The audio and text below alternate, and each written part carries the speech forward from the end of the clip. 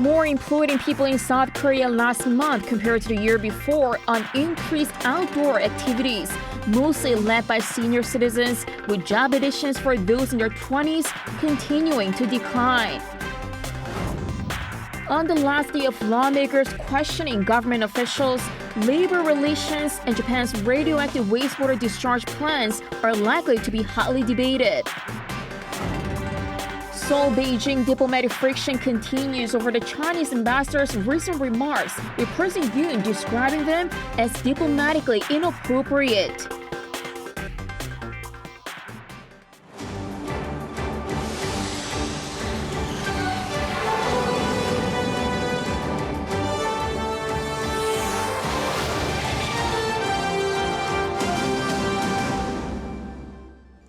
Good afternoon. South Korea saw more people in employment last month compared to the same period last year, bringing the employment rate for those aged 15 to 64 to its highest ever.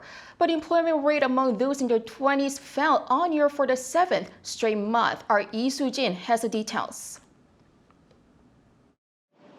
Data from Statistics Korea released on Wednesday shows that there were 28.83 million people in employment last month, up more than 351,000 compared to the previous year.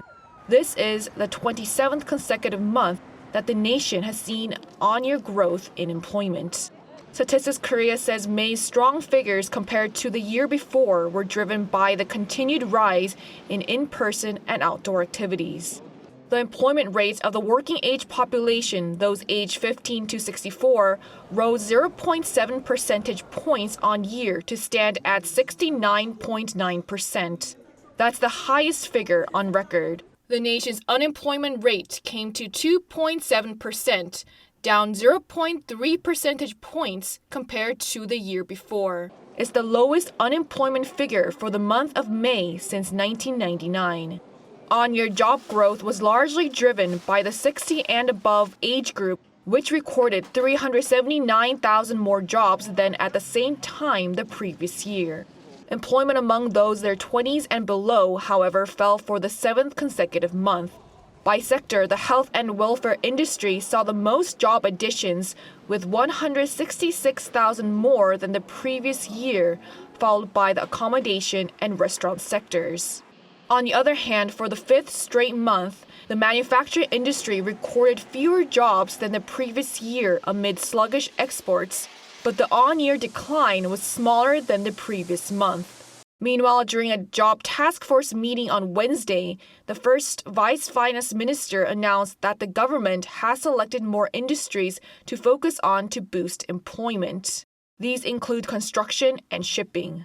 Detailed plans for bolstering employment in the selected sectors will be announced during an emergency economic meeting in July. Lee Soo-jin, Arirang News.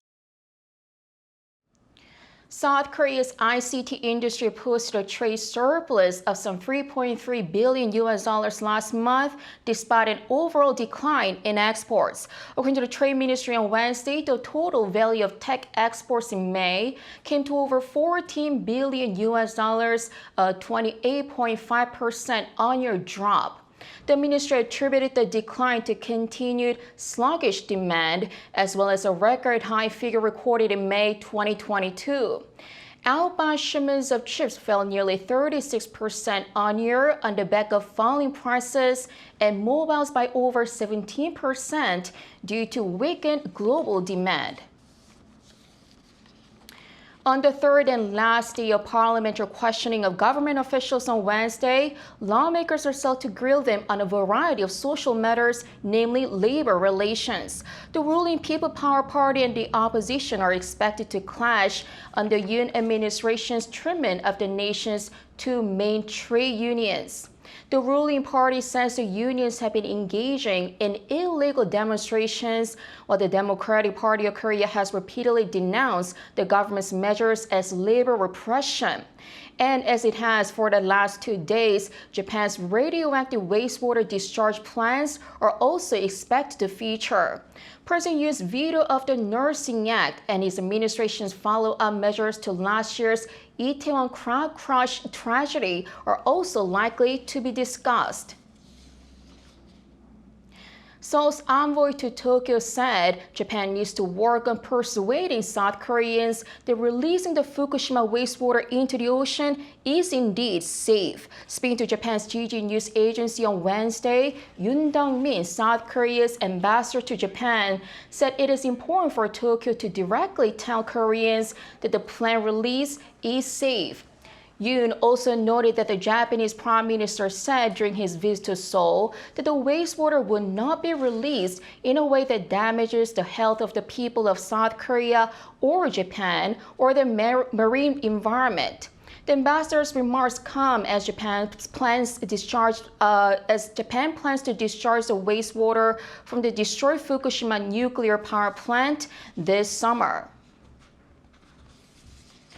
Seoul Beijing diplomatic friction continues over the Chinese ambassador's recent remarks, with President Yoon describing them as diplomatically inappropriate. Our foreign affairs correspondent Bae Eun-ji has the details. The presidential office says that it's waiting for China to take appropriate measures in response to remarks made by the Chinese ambassador to South Korea, Shin Hai-ming, who last week said that it would be wrong for Seoul to bet on Beijing's defeat, apparently criticizing Seoul's foreign policy leaning towards the U.S. A senior official from the top office said in a press briefing on Tuesday afternoon that South Korea has been saying it will form a healthy relationship with China, based on mutual respect and reciprocity. But the Chinese top envoy has made remarks that sound as if this policy is aimed at excluding a certain country. The official also added that a diplomat's role is to focus on boosting relations and abide by the Vienna Convention. Under Article 41 of the Vienna Convention, diplomats must respect the laws of the receiving state, and that it's also their duty not to interfere in the internal affairs of that state. President Yoon also reportedly told officials that the Chinese ambassador's recent move was diplomatically inappropriate. During a closed-door cabinet meeting, he also said that the South Korean public is displeased. The White House also weighed in, saying that South Korea is a sovereign, independent nation that has the right to make foreign policy decisions that it deems appropriate. The U.S. National Security Council spokesperson John Kirby said it appears as if there was some sort of pressure tactic being used. Experts say that South Korea needs to take strong action, but at the same time, it should not turn its back on China. We have to protest and take strong measures against Shin's diplomatic rude remarks. But separately, we also need to work under the table so that relations with China do not get worse. Either by sending a special envoy or through other channels, we should not let relations with China go downhill. But both countries have yet to find a way to settle the situation, and it appears that the ongoing diplomatic conflict will not be resolved soon. Bae Eun-ji, Arirang News. The top security chiefs of South Korea, the U.S., and Japan will be holding talks in Tokyo as the three countries seek to strengthen their three-way cooperation. According to Seoul's top office, National Security Advisor Cho Tae-yong on Wednesday will meet his counterparts Jake Sullivan and Takeo Akiba. During their talks, the security officials will hold in-depth discussions on North Korea and their response to major regional and international issues and the direction of their trilateral cooperation. Cho also plans to hold separate meetings with Sullivan and Akiba to discuss issues of mutual interest. President Yoon Suk-yeol will be back on his diplomatic tours next week. The president will first visit France, where he'll be promoting Busan's bid to host the 2030 World Expo, among other key agendas. That will be followed by his state visit to Vietnam, focused on economic partnership. Our top office correspondent Oh Soo-young tells more. Embarking on a 6-day trip beginning next Monday, President Yoon Suk-yeol will set out to strengthen economic security cooperation with France and Vietnam. According to Yoon's office, the South Korean leader will hold a summit with President Emmanuel Macron next Tuesday during his trip to Paris to attend a presentation as part of the 2030 World Expo bidding process. Based on their shared universal values of freedom, human rights and rule of law, the two presidents will share their respective plans to collaborate and engage with the Indo-Pacific region, particularly with Seoul elected as a non-permanent member of the United Nations Security Council. Yoon and Macron will discuss global security issues, presumably North Korea's nuclear threat and Russia's invasion of Ukraine. They will also talk business, with their bilateral trade volume having reached $13 billion last year.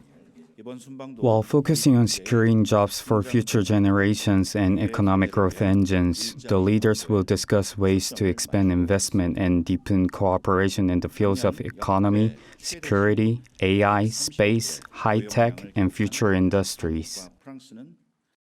Yoon will take part in 3 business-related events: a dialogue with young people at the world's largest startup campus, Station F, an investment declaration ceremony, and a digital vision forum where he'll declare an initiative to establish new global digital norms. Next Thursday, Yoon begins his diplomatic schedule in Vietnam, his first official state trip to Southeast Asia since taking office. An official summit will take place on Friday with President Phu Van Thong, followed by separate meetings with the Vietnamese Prime Minister and National Assembly Chair before a state banquet. Accompanied by his biggest ever economic delegation of some 205 corporate leaders, including the chiefs of South Korea's biggest conglomerates Samsung, SK, LG, Hyundai, Lotte and Hana groups. Yoon will attend 4 key economic events, including a bilateral trade exposition, a luncheon and a forum for some 500 business people. Yoon will also hold a dialogue on expanding research collaboration with young people in digital sectors. There are 3 key points. First, expanding service and infrastructure exports. Second, supporting solidarity between future generations. And third, strengthening digital leadership. Yoon's diplomatic outreach comes at a time of geopolitical rivalry in the region and trade uncertainty, with South Korea looking to strengthen its economic and security partnerships in order to pursue its national interest as well as global peace and prosperity. Oh Soo-young, Arirang News.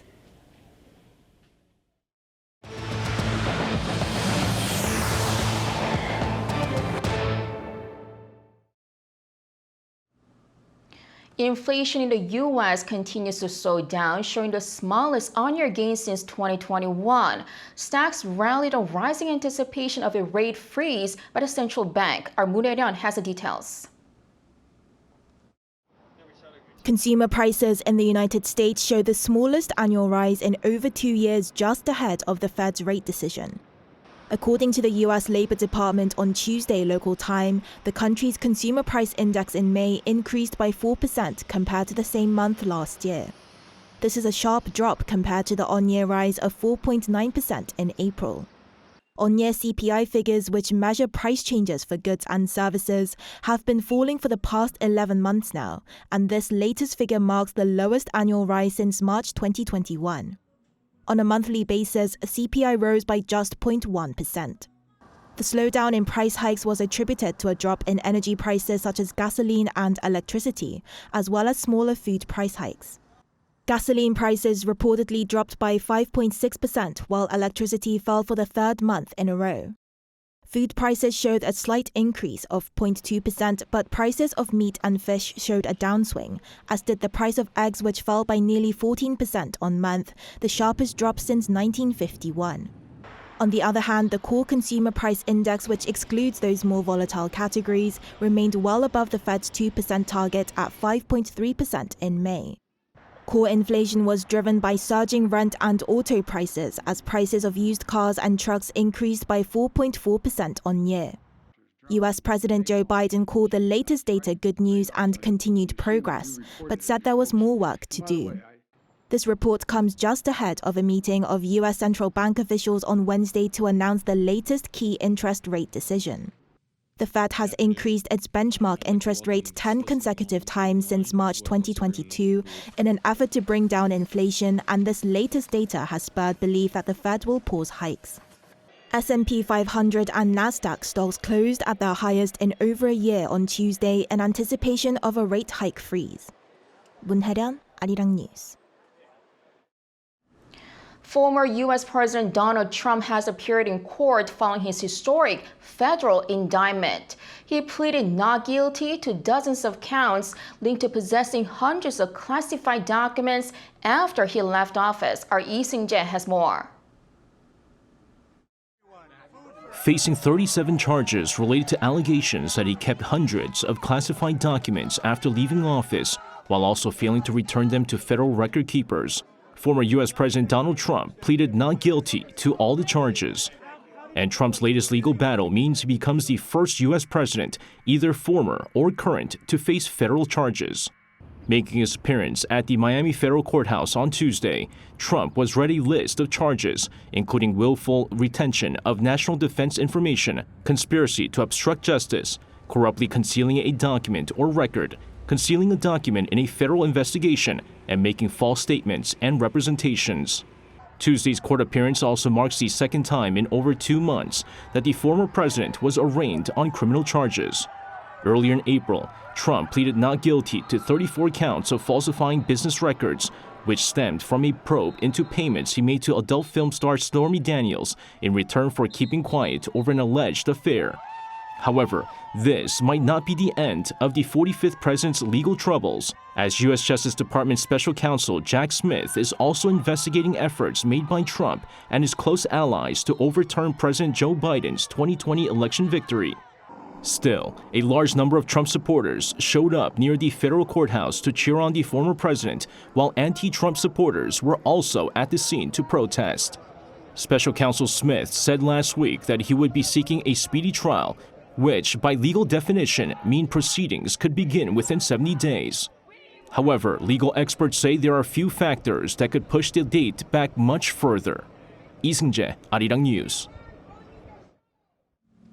The Korea Image Communication Institute held its first annual forum on Tuesday to share Korean culture with ambassadors and cultural leaders from other countries. Our Choi Soo-hyung went to the event. Hidden talent, the joy of sharing. The Korea Image Communication Institute held its annual Culture Communication Forum on Tuesday night. The event was held at French ambassador's residence and was attended by ambassadors and cultural leaders from countries such as Germany, Italy, and Switzerland.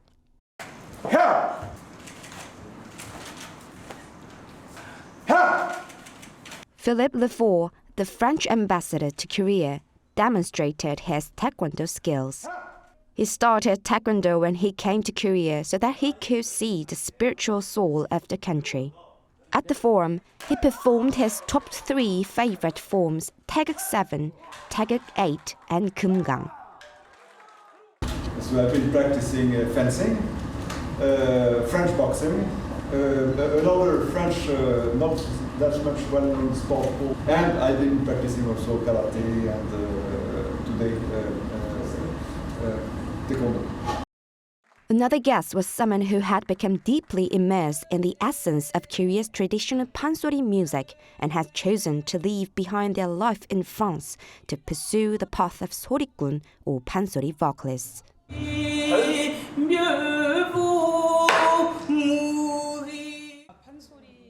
I was attracted to pansori at the Korean Cultural Center in 2016. As I continue to do it, it feels like therapy to help me heal my heart. The German ambassador played Chopin's Nocturne No. 20, which he said always gives him unbelievable moments. A magician, Edward Kwon, performed his magic tricks for the crowd. The chairman of CICI said she hopes more people can share their love of Korean culture with the world. It is a universal wish to live a long life with a young heart. To do so, I believe it is essential to be positive, communicate well, and share with others. That is why we prepared the hidden talent today. The CICI's annual forum aims to become a cultural stepping stone between Korea and the world. Choi Soo-hyung, Arirang News.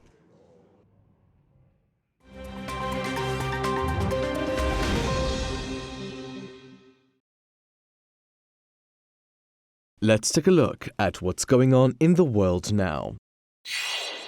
In Ukraine, at least 11 civilians were killed on Tuesday in the city of Kryvyi Rih following Russia-launched missile strikes. The strikes hit an apartment building and warehouses. Medical authorities say 7 people were killed in the warehouses and 4 in the apartment block. 25 others were wounded. The city attacked is the hometown of President Volodymyr Zelensky, and the attack has drawn condemnation from the Ukrainian leader. On the same day, Russian President Vladimir Putin said he believes that Ukraine has lost 25 to 30% of its Western-supplied military vehicles since it began its counter-offensive. Speaking during a televised conference, he said that while Russia has lost 50 tanks, Ukraine has lost 160. He also alleged that Ukraine's recent casualties are 10 times greater than those suffered by Russia. Turning over to the United Kingdom, a man has been arrested on suspicion of killing 3 people in the city of Nottingham. Police arrested a 31-year-old suspect over the stabbings of 2 19-year-old students on Tuesday morning local time. The suspect then allegedly stole a white van at another location, fatally stabbing the driver, a man in his 50s. The vehicle was then used in an attempt to run over people at a bus stop. 3 people there were injured. Both of the killed students are confirmed to have been students at the University of Nottingham. The motive for the attack is not clear, and counter-terror police are assisting the investigation. Former Beatles member Paul McCartney says that a new and final song by the world-famous band has been completed with the help of artificial intelligence. Speaking in an interview on Tuesday, the 80-year-old musician said he used the technology to extricate the voice of late Beatles frontman John Lennon from an old demo. Lennon's voice was then used to finish a decades-old song. Although McCartney did not give the title of the song, it's thought to be a 1978 composition by Lennon called Now and Then. Lennon had composed a number of tracks on cassettes before his death in 1980. These were later given to McCartney by Lennon's widow. The new song is due to be released later this year. And finally, the Guinness Book of Records confirmed on Tuesday a new world record holder for the longest cooking marathon. Known by her social media name Hilda Bashi, the 26-year-old chef from Nigeria is recorded as having cooked for 93 hours and 11 minutes. She began on Thursday, May 11th, and finished on Monday, May 15th. The stunt saw Bashi cook more than 100 pots of food in a makeshift kitchen. Bashi had hoped to set the record at 100 hours, but record officials deducted almost 7 hours over a break that lasted longer than the 5-minute break each hour allowed in such marathons. Still, her final result was 5 hours longer than the previous best, set in 2019 by a chef in India. Matthew Ashley, Arirang News.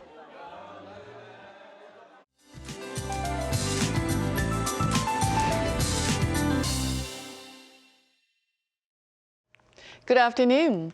We are having a repeat of yesterday's weather conditions, expecting passing bands of rain, and today more regions will be getting rain showers and thunderstorms ramping up again, with the possibility of hail in eastern parts of the country with 5 to 60 millimeters in the forecast. But precipitation will be varied depending on the region, but once it starts to rain, it will pour down, dropping 30 millimeters an hour. Rain should mainly fall around lunchtime into the evening commute, so please keep an umbrella handy. Afternoon highs are similar to Tuesday, hovering in the upper 20s this afternoon. The capital region is having highs that are a couple of degrees higher than yesterday. Air quality will be decent nationwide, while the ozone level remains high during the day today. Now, another passing rain is in the forecast in the eastern parts of the country tomorrow. Then temperatures will go up further each day, perhaps reaching up to 32 degrees Celsius here in the capital next Monday. That's Korea for you, and here's a look at the international weather conditions.